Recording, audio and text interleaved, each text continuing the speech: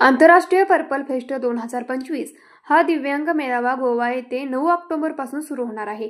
हा भव्य मेळावा दिव्यांग व्यक्तींच्या समान सहभागाला प्रोत्साहन देणे, दिव्यांग हक्क चळवळीचे ध्येय साध्य करणे आणि समाजात समावेशकता वाढवणे या उद्देशाने आयोजित करण्यात आला आहे। या उत्सवात सहभागी होण्यासाठी 4 चाकी वाहन चालवित निघालेल्या दिव्यांग गटाचे जिल्हा प्रशासनाकडून भव्य स्वागत करण्यात आले। जिल्हाधिकारी अमोल येडगे यांनी त्यांचे स्वागत करून गोव्याकडे पुढील प्रवासासाठी शुभेच्छा देत हिरवा झेंडा दाखवला आणि मार्गस्थ केले।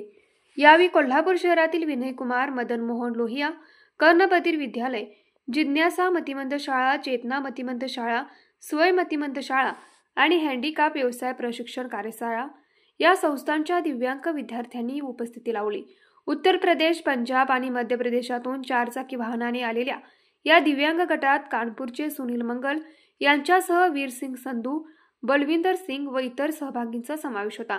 ते त्या राज्यातून प्रवास करीत पुणे कोल्हापूर मार्गाने गोव्याकडे रवाना झाले। यावेळी दिव्यांग सक्षमीकरण अधिकारी साधना कांबळे उपस्थित होत्या।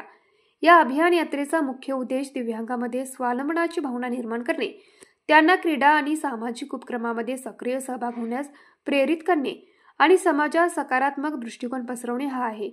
पायाने अपंग असूनही या यात्रेकरूंनी 4 चाकी वाहन चालवणे शिकून अधिकृत परवाने मिळवले आहेत। समाजात दिव्यांगांना सर्वाधिक अडचण येते ती म्हणजे एका ठिकाणाहून दुसरीकडे प्रवास करणे। या आव्हानावर मात करण्यासाठी त्यांनी वाहनामध्ये आवश्यक बदल करून परवाने मिळवले आणि आता आम्ही पूर्णपणे स्वयंपूर्ण झालो असे अभिमानाने सुनील मंगल यांनी यावेळी सांगितले।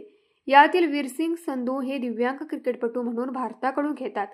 यात्रेच्या प्रत्येक टप्प्यावर सहभागी सर्वजण दिव्यांगांना सक्षमीकरणाचा संदेश देत आहेत। हा प्रवास केवळ गोव्यापुरता मर्यादित नसून तो स्वावलंबन आणि समानतेची प्रेरणा देणारा एक चळवळीचा भाग आहे। न्यूज मराठी 24 कोल्हापूर। हे आहे गोकुळचं श्रीखंड, अगदी जिभेवर रेंगाळणारं, जिभेवरच नाही तर मनावरही रेंगाळणारं गोकुळ श्रीखंड, मनावर रेंगाळणारं।